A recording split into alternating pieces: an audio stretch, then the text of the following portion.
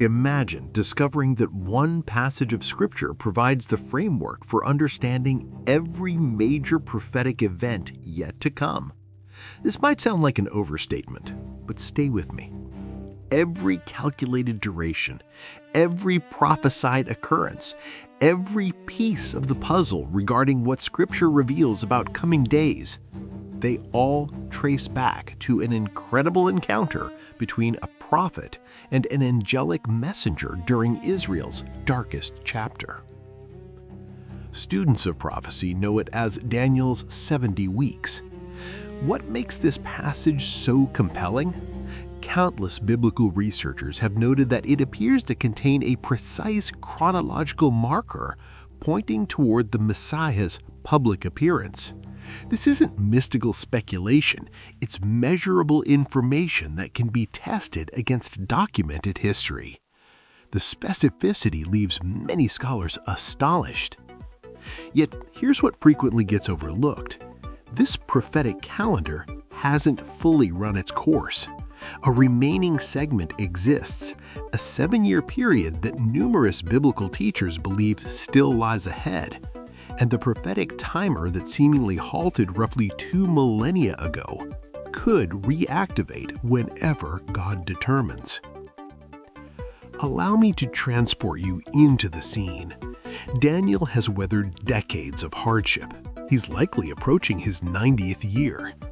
This devoted servant of God has witnessed extraordinary events. He watched Babylon become the dominant empire of his era. He walked out uninjured from a den of ravenous lions, as recorded in Daniel chapter 6. He interpreted troubling dreams for rulers who held power over his very existence. And now he's doing something that profoundly shifted my perspective on communicating with our Creator. He's carefully studying Jeremiah's prophecies, specifically Jeremiah chapter 25, verse 11, where God announced the Jewish displacement would span 70 years. Daniel analyzes the timeline and discerns those 70 years are approaching their end. So he pours himself into fervent prayer. What happens next in Daniel chapter 9, verses 20 through 23 completely astounds me. His prayer never reaches completion. He's still actively interceding, confessing national failures, pleading for Jerusalem's future, when suddenly Gabriel, the angel, materializes before him. Not after Daniel's final word, not the following morning, while Daniel is mid-sentence. Gabriel shares something powerful in verse 23. At the beginning of thy supplications, the commandment came forth. Pause and absorb that statement. The precise moment Daniel opened his mouth to pray, God released the instruction. Before Daniel fully expressed his burden, heaven had already launched the answer. Yet here's where the revelation expands beyond imagination. Daniel had been praying regarding 70 years, the 70 years of exile. He wanted clarity about when his people might return home. God delivers something immeasurably greater than Daniel anticipated. Daniel prays about 70 years. God unveils 70 weeks of years. That calculates to 490 years of prophetic insight stretching toward the consummation of this age, as the Bible describes it. A modest request unlocks a magnificent disclosure. Now, we must clarify what 70 weeks truly represents, because this terminology puzzles many sincere Bible students. In Daniel chapter 9, verse 24, Gabriel proclaims 70 weeks are determined upon thy people and upon thy holy city. The Hebrew expression is Shavua. It means sevens, hence 77s. Sevens of what specifically? Here's the hermeneutical key. Daniel has been focused on years, the 70 years of displacement. Years dominate his mental landscape, so Gabriel responds using sevens of years. 70 times 7 yields 490 years. Notice something significant here. This number carries deep meaning. Remember what prompted Israel's captivity originally. 2 Chronicles chapter 36, verses 20 and 21 reveals they had ignored the Sabbath rest requirement for their farmland. Across 490 years, they refused to grant the soil its seventh rest as God directed in Leviticus chapter 25. That equals 70 skipped Sabbaths throughout 490 years. Consequently, God permitted their exile for 70 years, 1 year matching each Sabbath they had ignored. Now Gabriel announces God has appointed another 490 years. However, this time the aim differs entirely. This period focuses on redemption rather than correction. Same calculation, same exactitude, completely opposite intention. Within Daniel chapter 9, verse 24, Gabriel specifies 6 distinct goals these 490 years will achieve. This carries tremendous importance.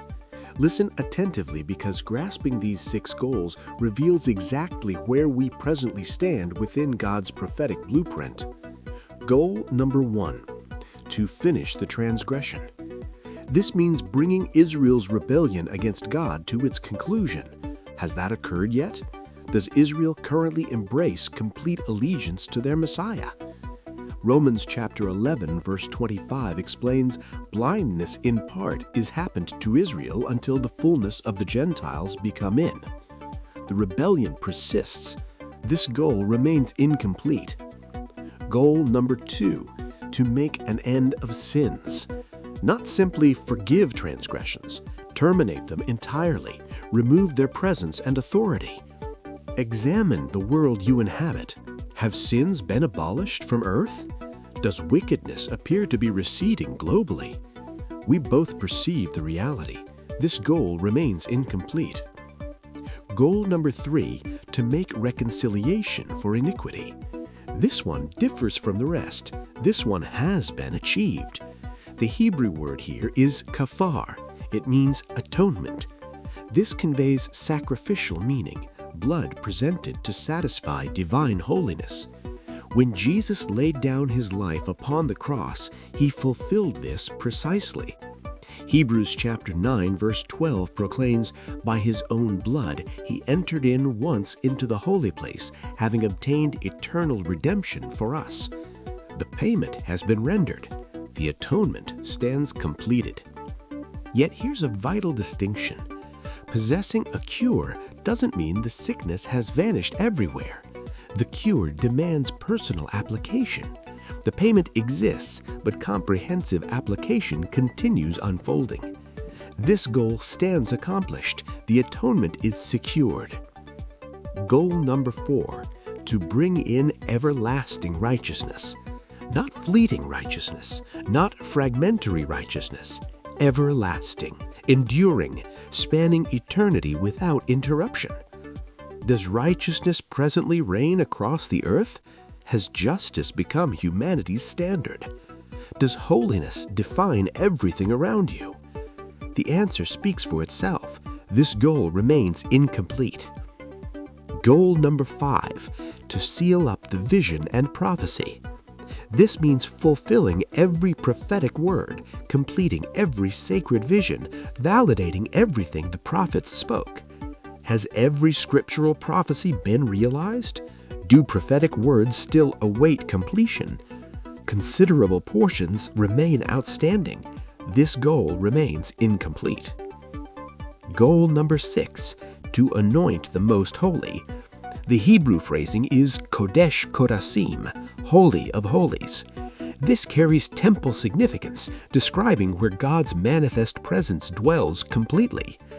Does a temple presently stand within Jerusalem? Does God's visible glory inhabit the earth? Does Jesus physically reign from David's throne? Not currently. This goal remains incomplete. So let's tally the evidence. Among 6 goals, merely one has been realized: the atonement. This indicates the 490 years haven't expired. The prophetic sequence has entered suspension. Time persists upon God's appointed calendar. Now here's where the timeline becomes exceptionally detailed. Daniel chapter 9 verse 25 announces, "From the going forth of the commandment to restore and to build Jerusalem, unto the Messiah the Prince shall be 7 weeks and 62 weeks." 7 weeks added to 62 weeks totals 69 weeks. 69 times 7 equals 483 years.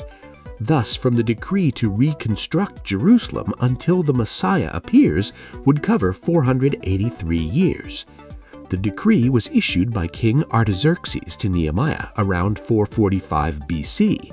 This account appears in Nehemiah chapter 2. Utilizing prophetic years of 360 days, which Scripture employs consistently for prophetic calculations in texts like Revelation chapter 11 and chapter 12, 483 years brings us to roughly 32 AD, the year Nisan, the exact month when Jesus approached Jerusalem mounted on a donkey, the exact week he presented himself publicly as the promised Messiah, the exact time when crowds declared Hosanna to the Son of David, as Matthew chapter 21 records. Centuries preceding these events, Daniel received this prophetic timetable. Numerous scholars consider this alignment extraordinary. The detail invites serious contemplation. Then something unforeseen takes place. Daniel chapter 9 verse 26 states, "After 62 weeks shall Messiah be cut off, but not for himself. And the people of the prince that shall come shall destroy the city and the sanctuary." Following the 69 weeks, 2 monumental events transpire. First, Messiah is cut off. That Hebrew wording signifies execution, death, violent removal. Notice the phrase, "but not for himself." He doesn't die due to personal guilt. He dies representationally for others. This depicts the crucifixion foreshadowed in Daniel chapter 9. Jesus arrives within the time frame Gabriel revealed. Days afterward, he hangs upon a Roman cross. Second, the city and sanctuary undergo destruction. In 70 AD, Roman forces encircled Jerusalem. They tore down the protective walls. They reduced the temple to ashes. They scattered the Jewish population throughout distant nations, exactly matching Daniel's prophetic description. Yet here's what warrants particular attention. When do these developments transpire? Not within the 70th week, following the 69th week. A gap exists. The 69 weeks conclude. Messiah is cut off. The city faces ruin. Yet the 70th week doesn't commence immediately. The prophetic sequence enters a holding pattern. And based on this understanding, it hasn't resumed for nearly 2,000 years. Why would God institute such a pause?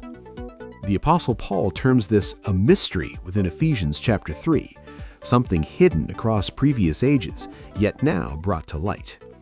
When Israel rejected their Messiah, the prophetic sequence regarding Israel suspended. And during that suspension, God extended salvation toward the Gentile world. Romans chapter 11 verse 25 expresses it thus, "Blindness in part is happened to Israel until the fullness of the Gentiles be come in." Note that word, until. A limit exists upon the suspension, an endpoint to this pause. When God's purposes among the Gentiles reach completion, the sequence resumes. You and I currently dwell within that suspension.